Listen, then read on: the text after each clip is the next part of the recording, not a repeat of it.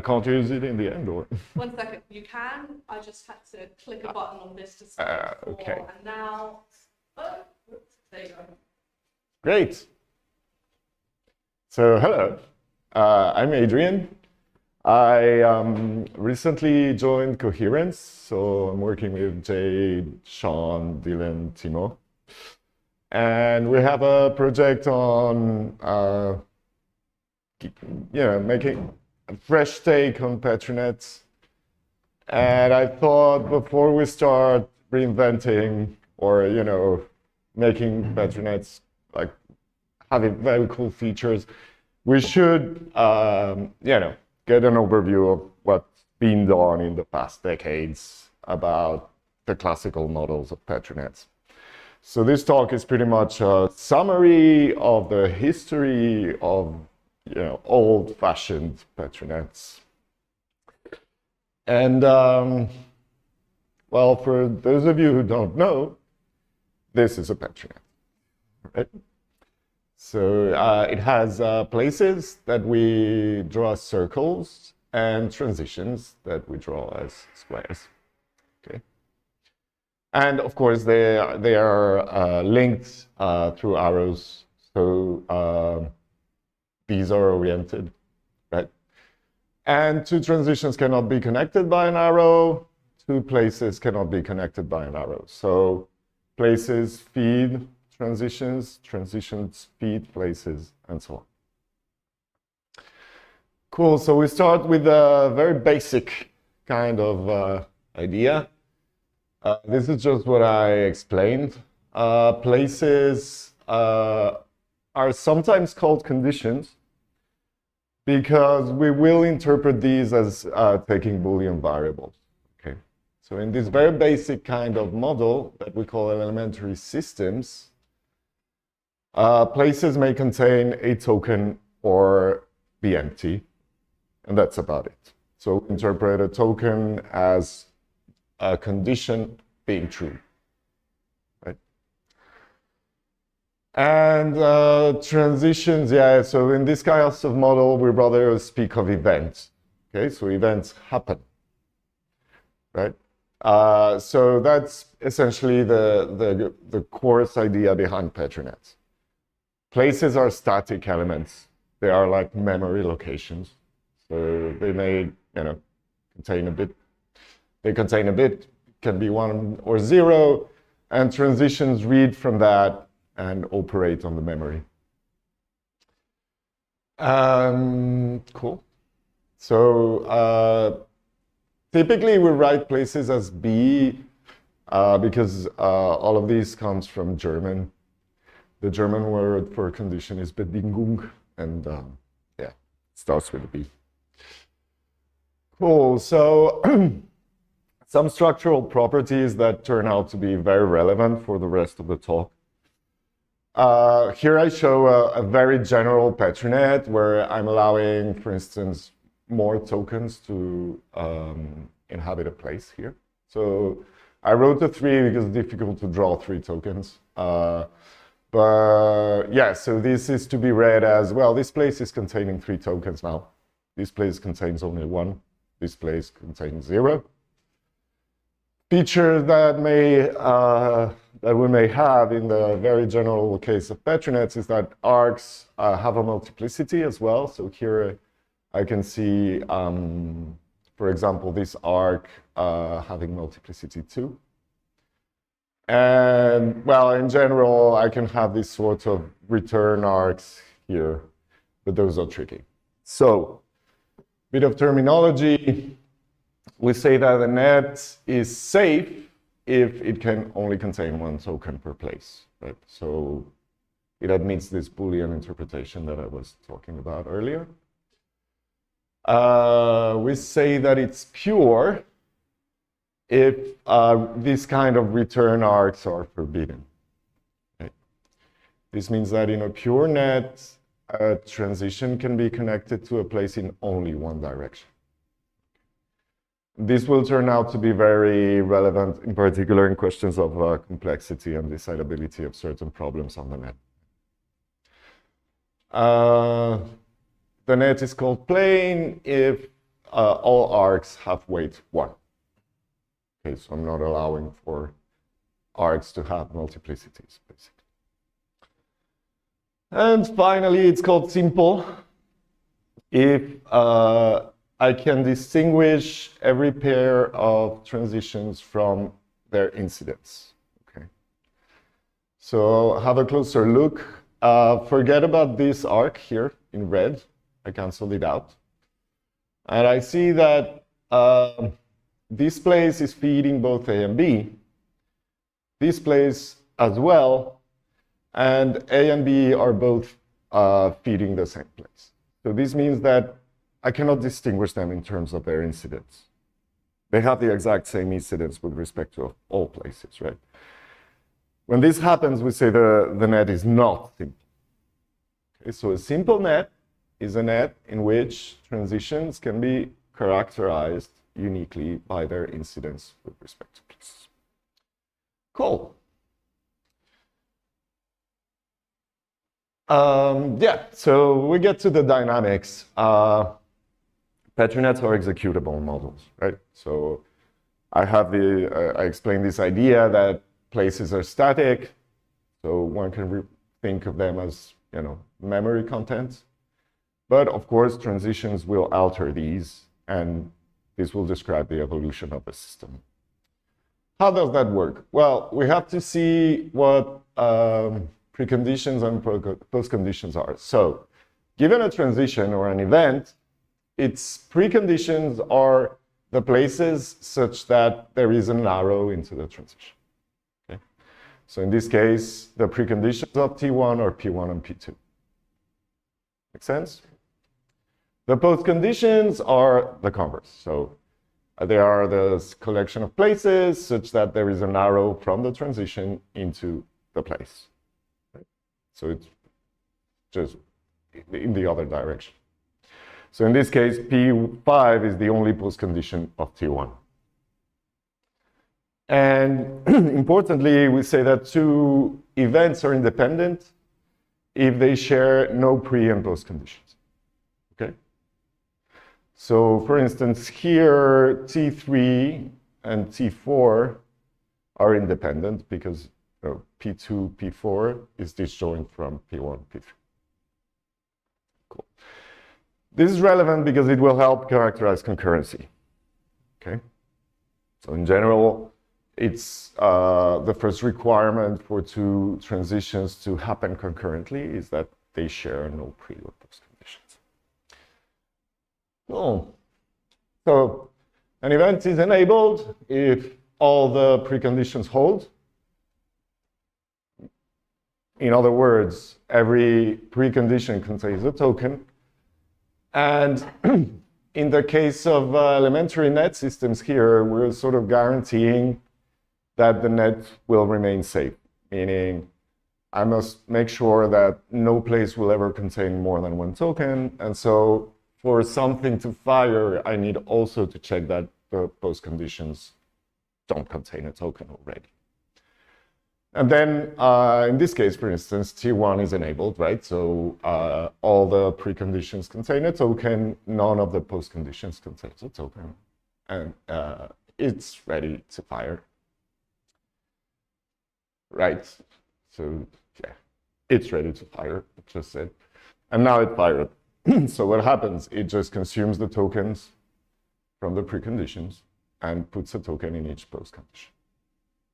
So this describes the evolution of the system. So now I fired T2 here. It consumed the token from P5. Its precondition produces a token in each post condition. Okay. So firing is always conjunctive on preconditions and post conditions. Cool. So what happens now? I have that T3 is enabled and also T4. And now, which one can fire? Well, they can both fire, right? And the thing is that since the neighborhoods are disjoint,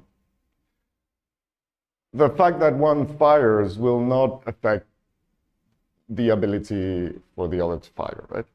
So the firing of T3 will not prevent T4 from firing, and vice versa. Well, this is concurrency now, right? So they can fire independently.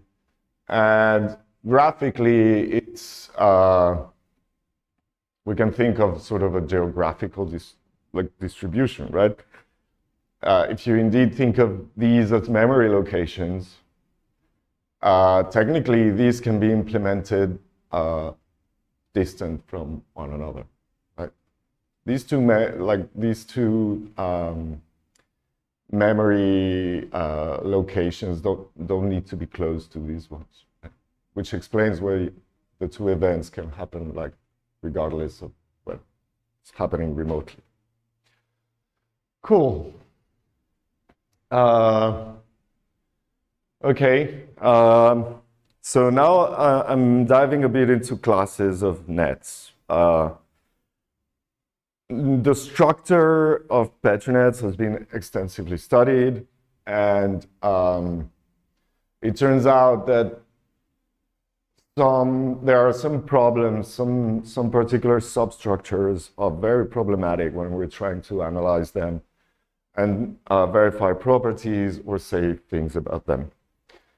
And this is a particularly problematic one called confusion. And so confusion is basically when happens when two transitions may or may not happen concurrently depending on the firing of a third transition. So in general, it means I will have this kind of configuration. And so how does it work? I didn't show the marking. So if, for instance, if these two places contain the token, I see that T1 and T3 can happen concurrently, right? The firing of one won't affect the possibility that the other fires. However, right. For instance, I also have a structural choice between T2 and T3, right? Now, the problem here is that this choice, I would like to interpret it locally, right?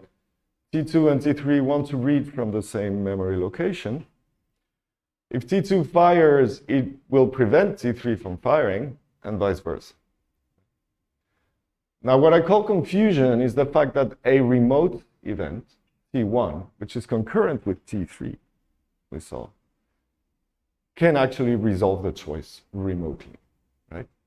So the problem here is that when the two places are marked, I effectively have a choice between T2 and T3. But then a remote transition, T1, can actually resolve that choice. Because once T1 fires, T2 cannot fire, and it's compelling T3 to fire. So basically, even though there is a choice, it can be resolved remotely. This is extremely problematic when we're trying to do analysis. So the solution is to restrict to a class of nets that's called free choice nets.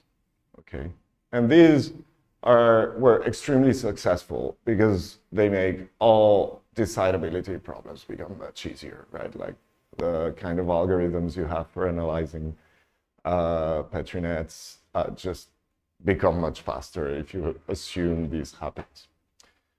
So free choice nets are confusion-free nets. Basically, I'm just making sure that the previous situation can never happen. And the way to require this is by requiring this property here. So we say that if two transitions share a precondition, okay, this will define a choice, right? And then in order to ask that this choice cannot be resolved remotely, I just need to ask that they share all of it. Okay. So when the intersection of the preconditions of two transitions is non-empty, I enforce that they actually coincide. And this, I mean, a lot of teams working on Petri nets, they love this class because it just makes everything much easier, right? Cool.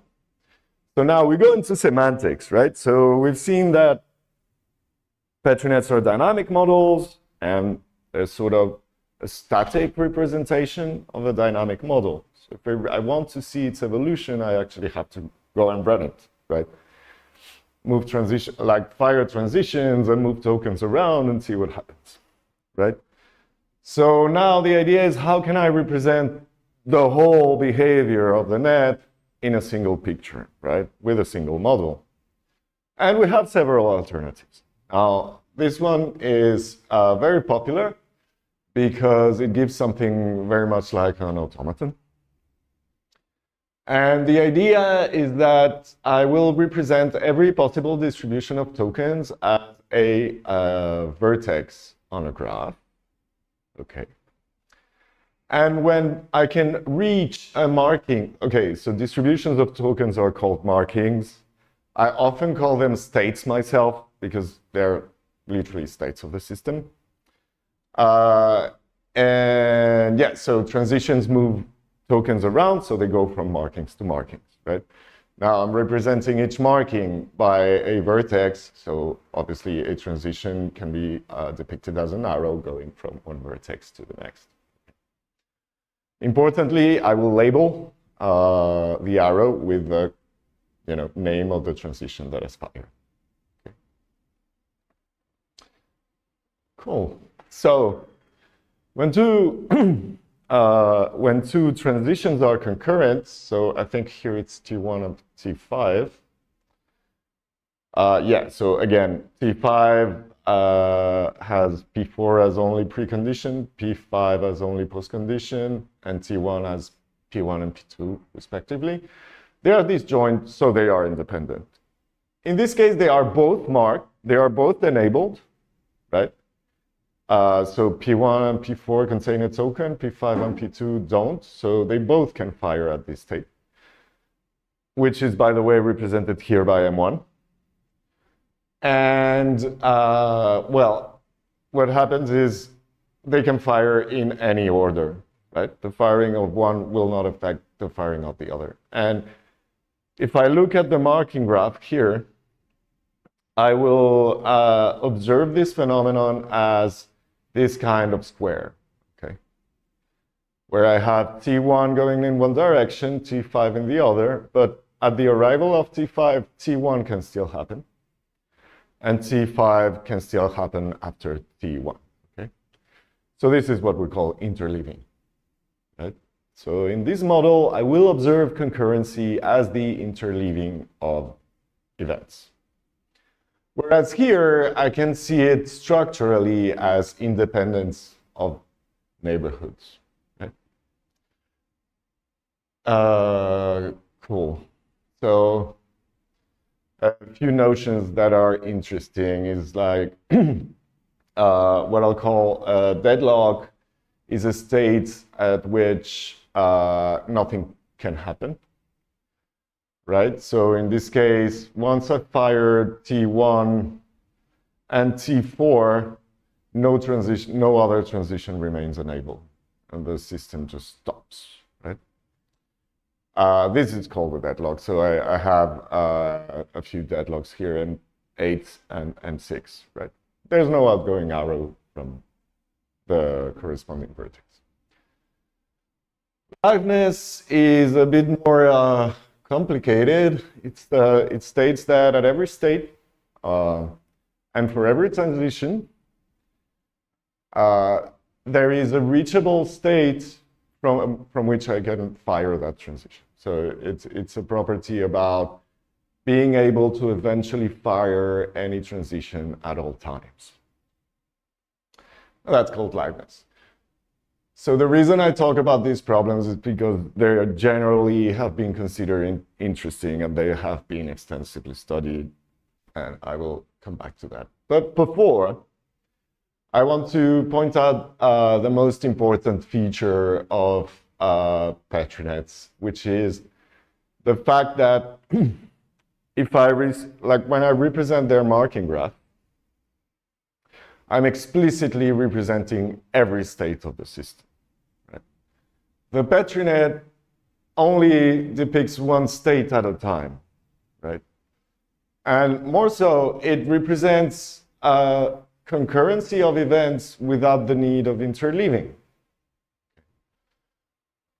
So interleaving of events creates middle states, as you can see, right? And the thing is, like, the more events are concurrent between them, the more this dimension will grow, right?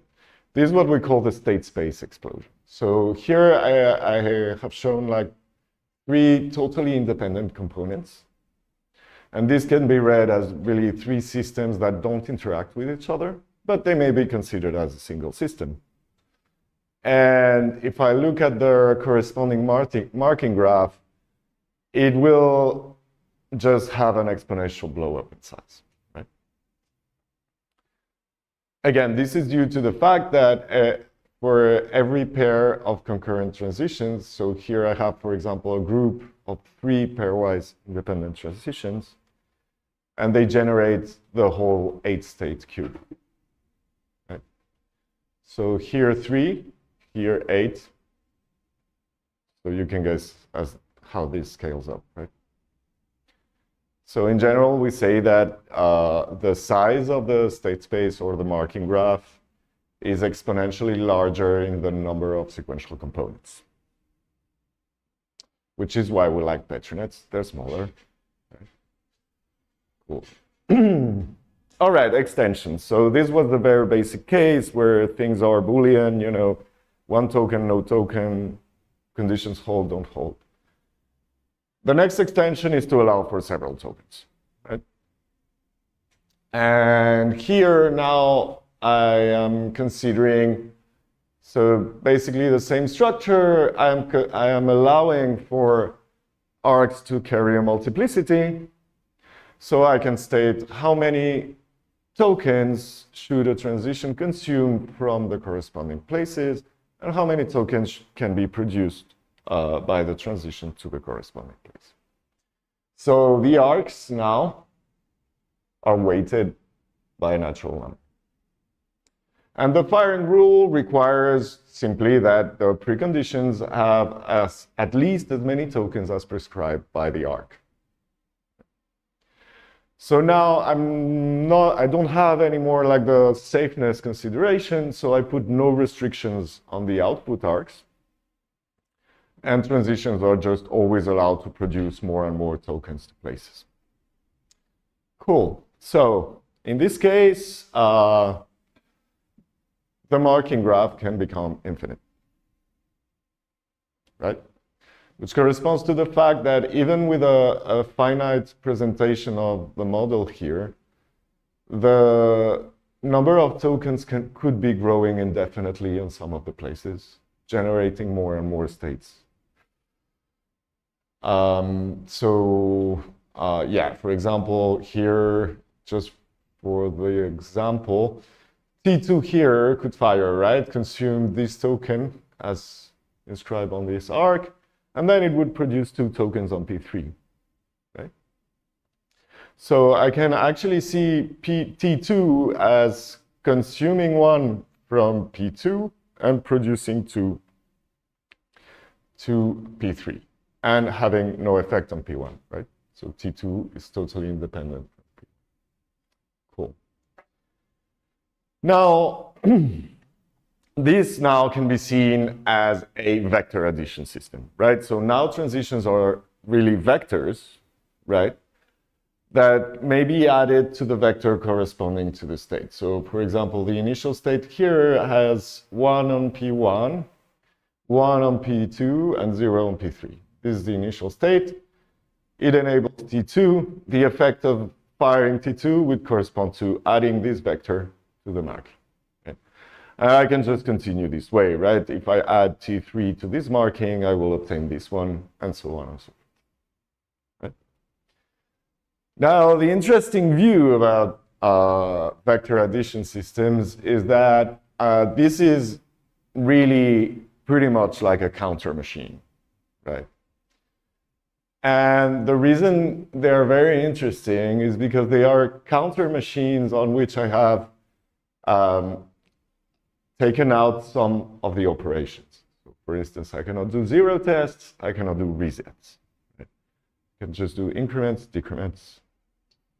And the reason it's interesting is because, as you know, once I have a counter machine, this is pretty much Turing expressive, and every non-trivial property is undecidable. However, this model turns out to have a lot of decidable properties, just from the fact that I withdrew these two operations. Right? And so, yeah, zero tests are problematic. Note that I am forbidding return arcs, because with a return arc, I could simulate a zero test, and then the whole model will become uninteresting because I regain the expressivity of a Turing machine. Cool. Okay, so we continue with semantics. Other ways to express the behavior are with language, right? Just like you're gonna, represent the finite state automata by the class of accepted languages, which are regular languages, and so on. We'll have a similar notion here. Note that there are no accepting states. So basically, any sequence of actions that can be run by the system, is considered accepted. And yeah, these can be infinite, of course, right? However, I want a particular kind of language that will let me represent when two transitions are concurrent, right? And the fact that they may happen in any order. Okay, so here, sorry, T4 and T3 are concurrent. I somehow would like to express this in the class of languages accepted by the net. And so I'm going to do this with the notion of Mazurkiewicz trace. So a firing sequence, okay, a firing sequence is, as you can guess, a sequence of transitions that can happen, that are allowed in that order in the system. So in this case, I have T1, T2, T3, T4, and then I'm at the first state again. So this sequence can repeat forever. But I can also fire T4 before T3 because they are in the same, they are in a concurrency relation, right? So just as you can see they're interleaving here, the two alternatives will be accepted. Right? And so the compact way to represent this is just to say, well, these two are exchangeable. This part here commutes, and I can just continue like this. So this is a Mazurkiewicz trace. Another way to represent the execution of a net system is through what we call the unfolding, right? So an unfolding is a net, but it's not marked. Okay, I will not place tokens on it. And it may be infinite, all right? It has the particularity that it will not have loops, right? So this is actually a directed acyclic graph, okay? And it is also a Petri net, so places and transitions need to alternate. as I go along the ordering. Now, the key difference between the net system and its unfolding is that the places here do not represent the places there. They represent the fact that the places there contain a token. So really, the places on the right side have to be read as tokens, not as places, right? I am labeling with the same name as the place to represent the fact that the token is now in that place, okay? And analogously, the transitions are not representing the transitions, but rather the fact that the transition happens, okay? So in this case, I talk of an occurrence. And in fact, you will find these in the literature often as occurrence nets, okay? Because transitions now are not events that can happen several times, right? They represent a single occurrence in time of an event. And so the flow relation should be preserved, as you see, because, well, in the end, for T1 to happen here, it needs to consume the token in S1 and produce it to S3, which will then enable T4 to happen, producing a token in S6, and so on and so on and so on. Okay? So really, you can think of this as a word that interleaves states between the actual characters. So features that are interesting here is choice. So when two arrows come out of the same place, this represents the fact that T1 and T2 want to consume the same token. And this is actually representing a conflict. Both cannot happen in the same run. Okay. Which means that when I'm reading this graph and I find a fork here at a place, it's really representing non-determinism, right? A single trace will have to choose one of the two branches. Cool. However, when the branching happens on transitions, it really represents the opposite, right? The fact that these two tokens are actually being produced simultaneously, meaning that whatever follows can happen concurrently. So when I have a branching over a transition, I can really think of this transition as spawning two threads, okay? And then the order of execution of either becomes irrelevant until I find a synchronization as such.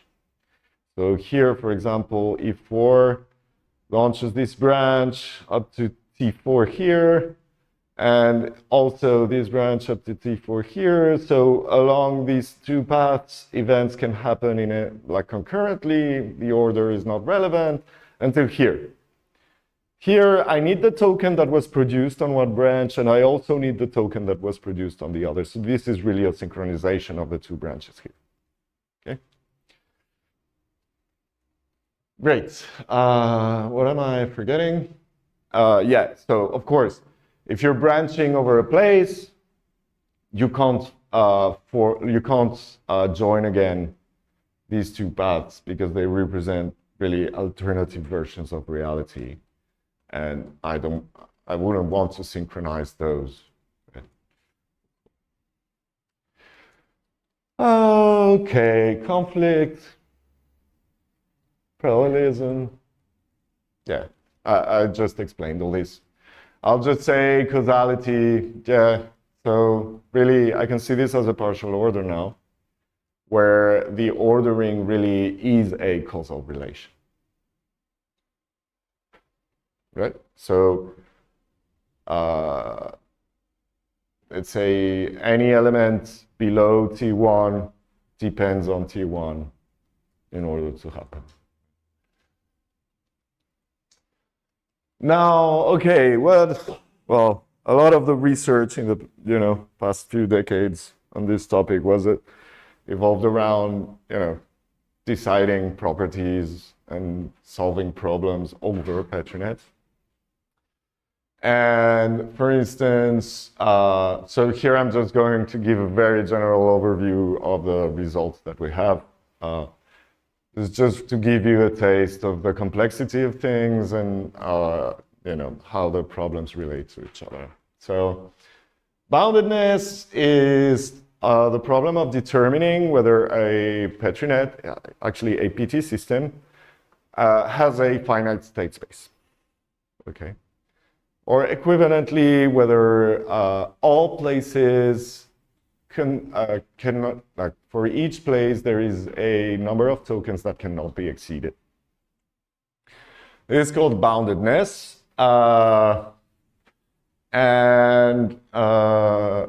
Okay, in the general case, it is X space and X space complete. A conflict-free net is a net where two transitions can never compete for resources, right? So basically, there is never a branching over places. So they are like the limitation on expressivity here is massive. There's very little systems you can represent this way. But it makes the problem much easier. Go down to p time. So it might be worth modeling things in that way if you can figure it out. It's very difficult to model things without choices. Okay, reachability is the problem of determining whether a given state is reachable from another, right? After an arbitrary long sequence. So given an initial state, can I find the right firings that will lead me to the target state?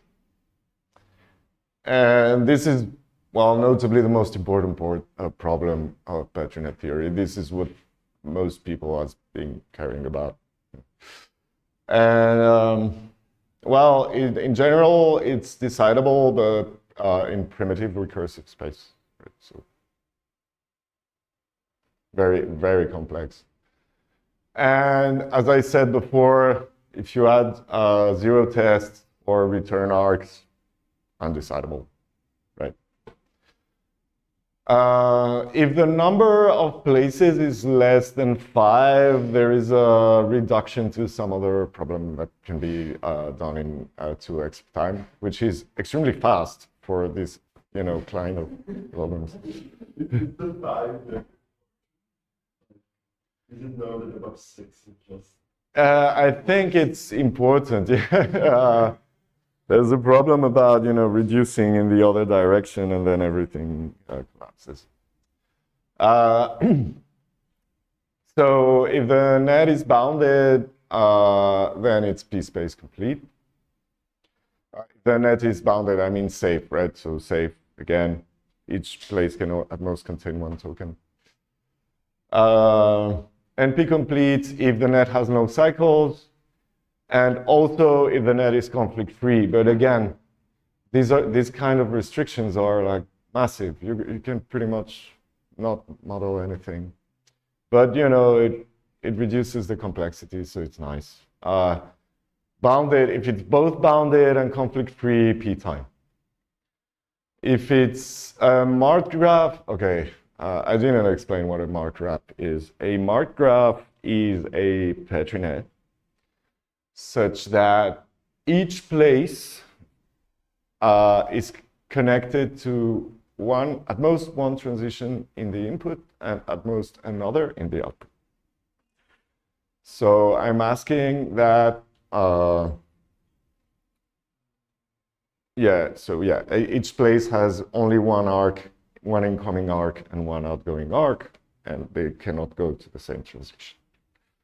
Cool.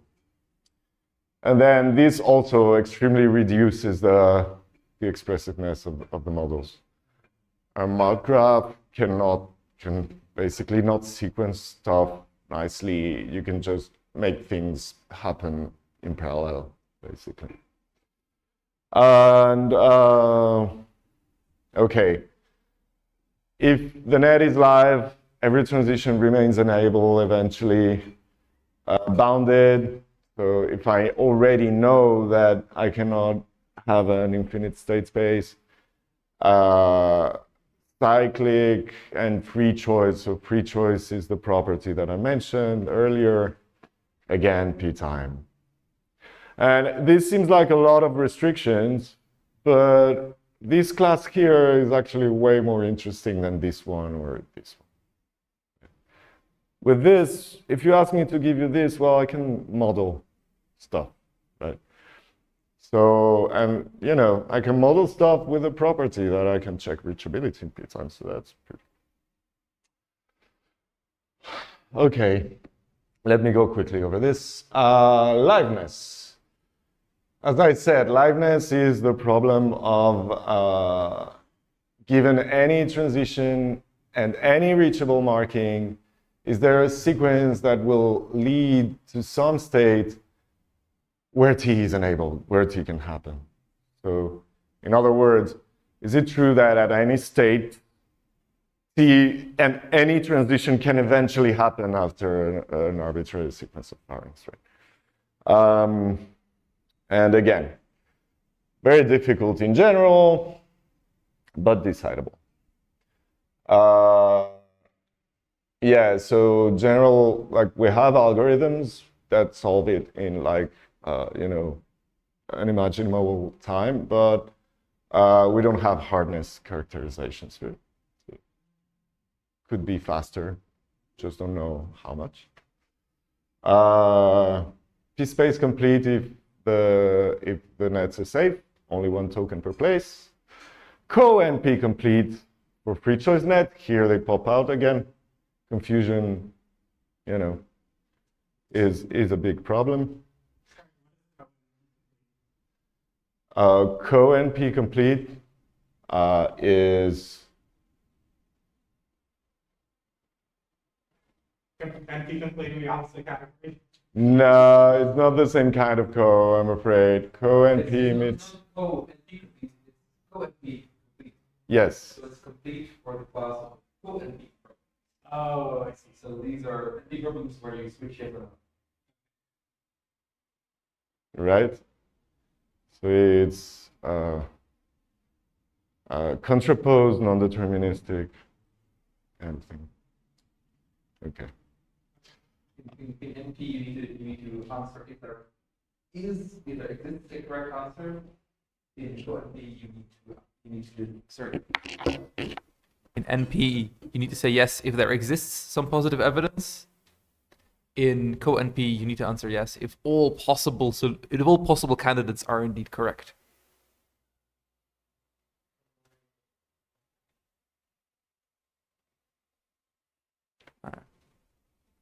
That does feel co-categorical.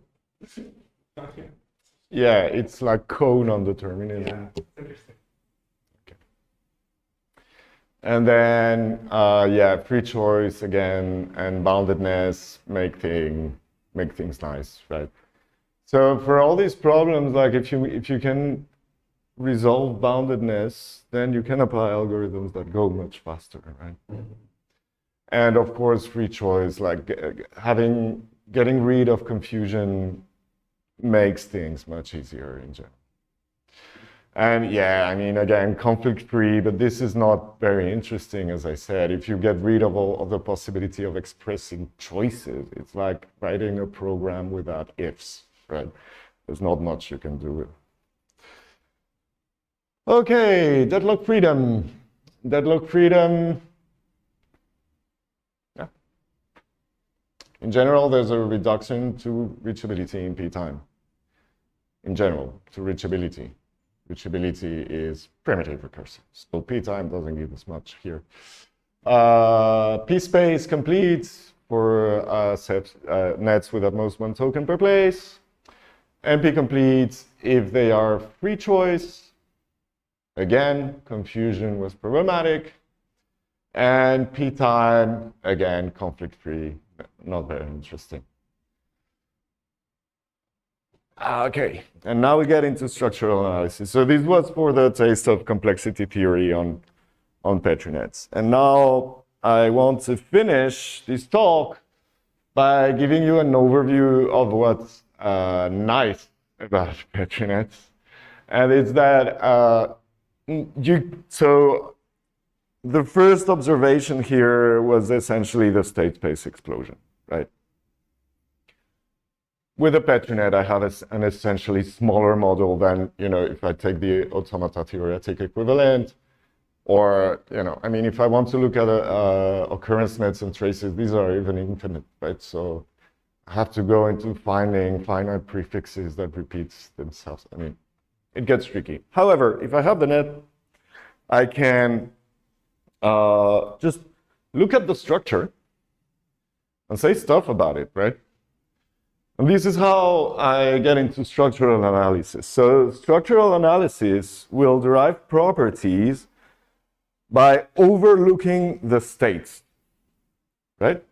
So these are in general properties that will be state independent. They are determined by the structure of the system, regardless of the number of tokens or where they are. Okay. And this is essentially just, consider the fact that they are graphs in the end, right? And as graphs, they have incidence matrices, and I have a lot of graph theory already that I can use to analyze this based on the incidence matrix of the graph. So this is what structural analysis is about. It's called structural because it depends only on the structure and not on the marking. Cool.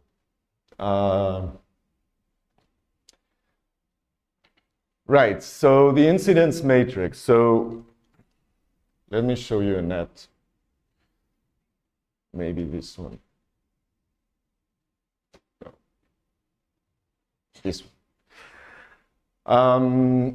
Yeah, so the incidence matrix is basically the matrix that I built with these vectors. Okay. Now here I don't have return arcs because this is a vector addition system. And so I can represent the behavior accurately with a single transition, right? A single matrix, sorry. If I have return arcs, I have to notice that these elements will not determine uniquely whether a transition can happen or not. And I need two matrices for that. Sorry, I went too far. So here I'm representing the matrix of positive effects of transitions, right? So this is the number of tokens that each transition will produce to each place. Right? This is the number of tokens each transition will consume for each place. Now, for a transition to happen, it needs to have enough tokens, right? Which means that if I want to know if T is enabled, I have to look first, apply first this matrix to the marking vector and see whether that is positive. And then add this part to that, right? You see that what I'm calling the incidence matrix is making the difference directly. So it's computing like the net effect of each transition on the system, right? But importantly, if I'm allowing for return arcs, the net effect can be positive while the transition was not actually allowed to fire. Because this could give a negative number somewhere that will be hidden afterwards by this. Right? So return arcs are problematic for structural analysis. And actually, most of the results I'm going to show you now can be made precise if I know that the net has no return arcs. And otherwise, I will only be able to claim weaker statements. Okay? So, interesting things I can check. But there's really a lot I can do with structural analysis. I'm just giving like a very general idea of the techniques, right? So I can say a net is structurally bounded if it is bounded for all possible initial markings, meaning there is no initial marking that will produce infinitely many tokens eventually. Okay. And you can already imagine how I can do this by looking at the incidence matrix. It's about, well, you know, making sure I tend to consume more tokens than I produce them, right? And again, structurally live is, well, it's just liveness independently of the marking, right? Again, so whenever I have a property, I can claim it, I can make it structural by requiring that it holds for all possible initial marking. And here you go. How can I characterize structural boundedness? It is structurally bounded if there is some vector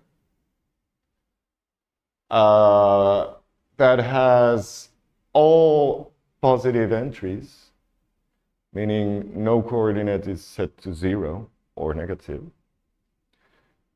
and such that multiplying it by the transpose of the incidence is less or equal to 0 on each component.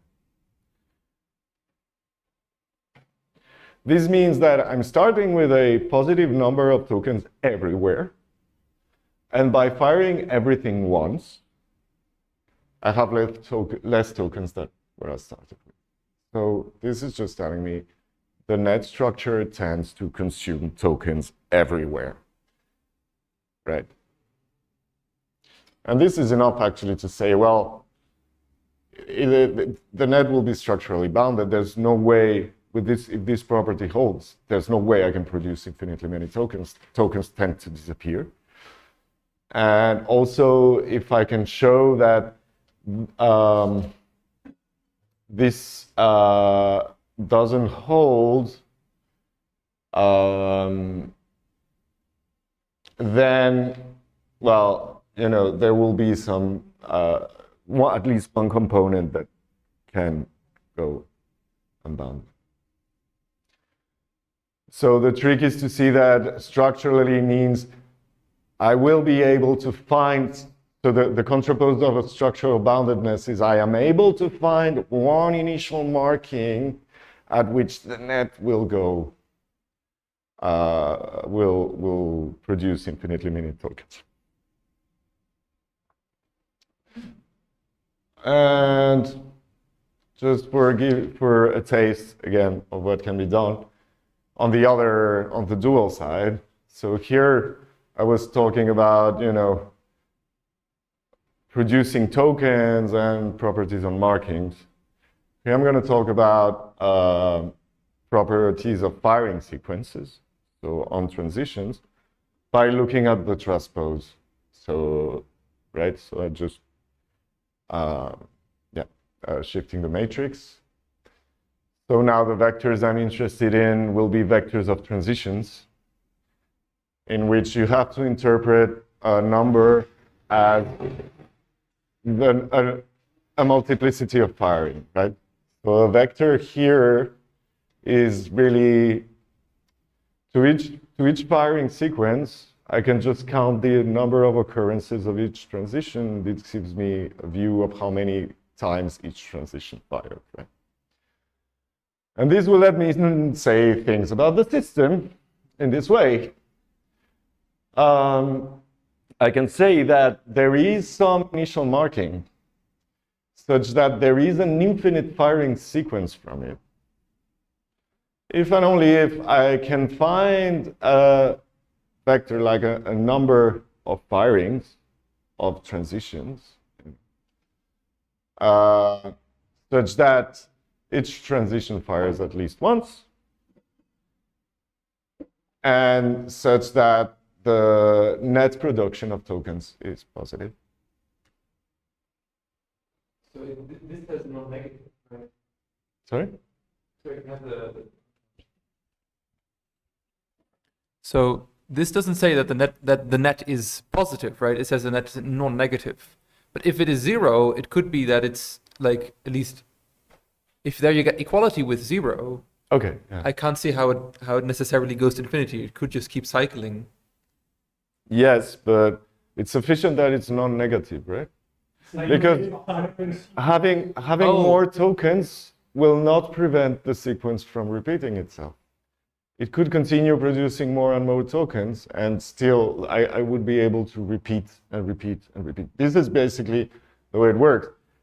I imagine I have a sequence of transitions that can fire from a initial marking. Okay. This is telling me the net effect of firing that sequence of Yes. transitions. Yes. And it's telling me that, well, it's not giving me less tokens than what I started with, which means that I can reproduce the same sequence all over again. And I might have more tokens than what I started with, but this won't prevent me from continue firing. Sorry, I misread it wrong. I thought this was saying unbounded, but it says No, infinite this firing is about sequence. liveness, right? This is about having the existence of an infinite firing Thanks, sequence. it's clear. Make sense? Yeah, okay. And that's the end of the talk. So I just added this slide because there are like, so first I want to make a bit of promotion on this book. Eike Best and De Villers are two of the big gurus of the old-fashioned Petrinet theory, and they're actually excellent professors. They've been, testing these materials on actual classes for more than 2 decades. And they did a very nice textbook with that material that I drew a lot from for this talk. So I want to make sure they get credit for it. And in particular, I also wanted to give this as an idea of the amount of stuff you can do with structural analysis. The book has 4 chapters about it, right? So you can really, like, it goes really, really deep. And just by looking at this kind of matrices, the incidence matrix of the net, you can start talking about T invariants, S invariants, sinks, traps, sources. So you can really identify parts of the net in which these properties hold partially, and it goes on and on. And there has been like massive amount of work made on this line because it is seen as the main advantage of Petrinet theory, really, the fact that you can just say things about the system without running it, just by looking at it, right? Thus overcoming the state space explosion, which again, exponential, very bad, okay? And that's about it, I think. So, yeah. I'll be happy to answer any questions.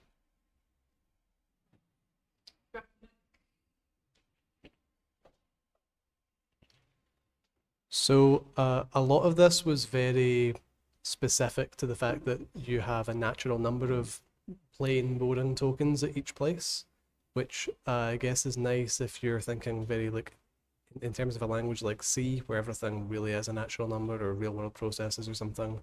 But if you're in the business of thinking of programs as being transformations of richer data structures, which kind of data structure? More rich data structures like lists and trees and so on, rather than natural numbers. Is there a generalization of this that keeps some of the nice properties with that more expressive notion of token? Yes. So so this talk was indeed meant to cover the very basics of net theory. There are myriads of extensions of nets. People use them to model problems a lot, and it turns out you can add features a bit at will. So you can add stochastic behavior, you can add time, you can add clocks. You can imagine tokens carrying their own clock around, and, measuring the delays on transitions and that kind of stuff.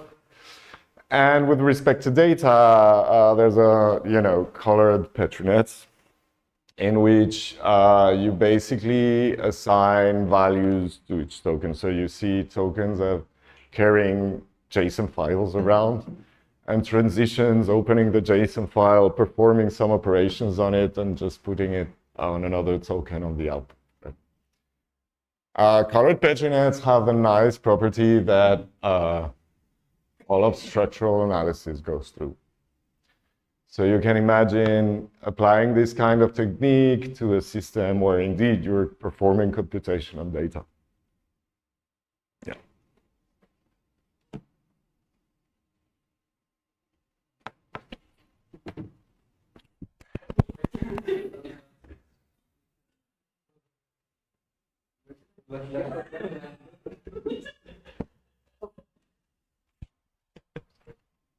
Sorry, can you give me an example of a Petri net starting from a simple CCS process, like A dot B plus B dot C? Right. So there are actual encodings.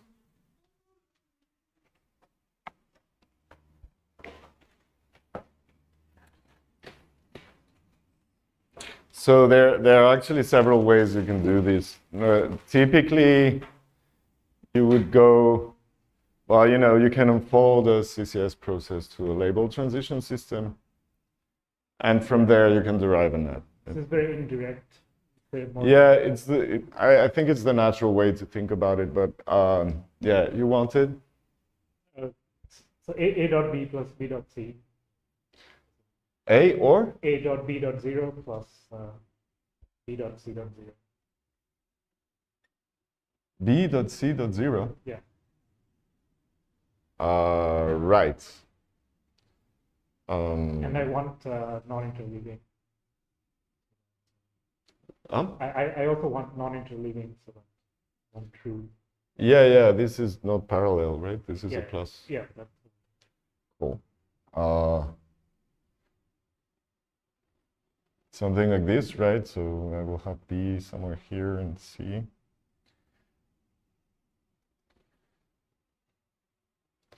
A can happen. B can also happen. If A happens,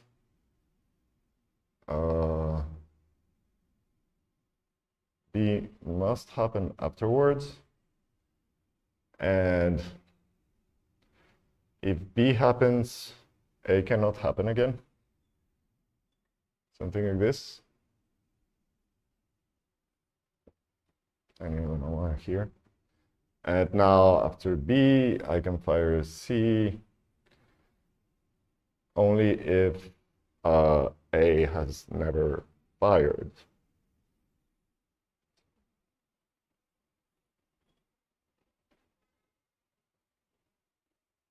okay. So in this case, it's the same as the event structure or the occurrence net thing. Yeah, I mean, these are finite, right? So you will have this same kind of finite. isomorphism between the event structure and the net itself.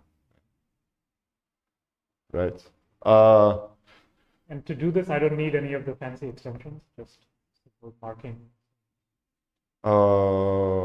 That's an excellent question. I think you can do all of CCS with elementary net systems, yeah. I should check it out. But okay, you mentioned event structures, for example. There are very well-known connections between prime event structures and elementary net systems.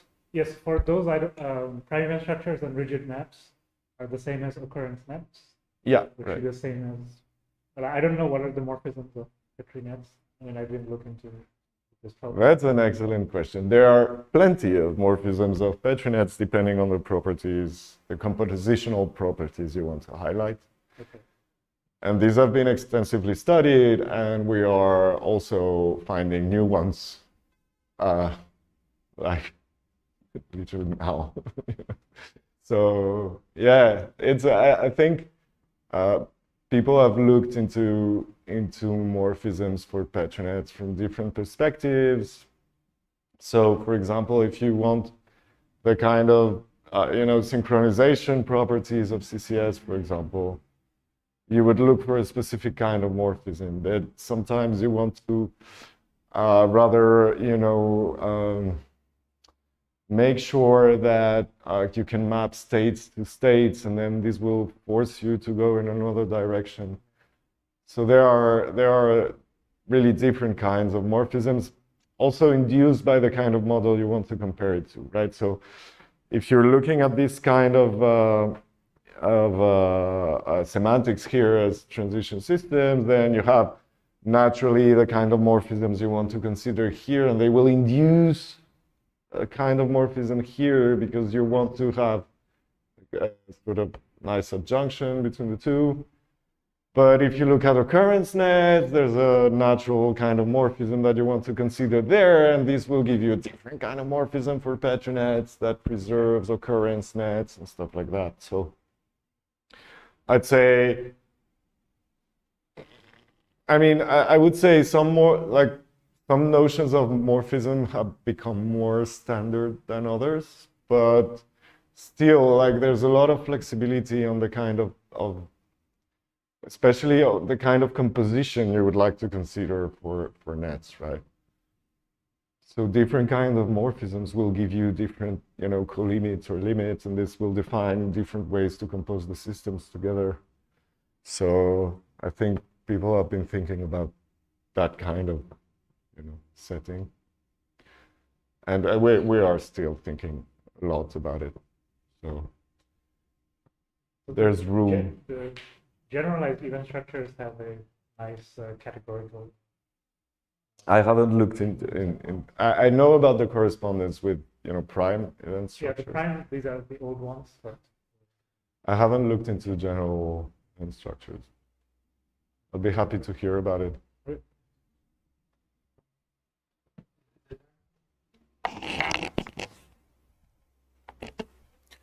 I was wondering if there's some interesting algebraic structure on the marking graphs.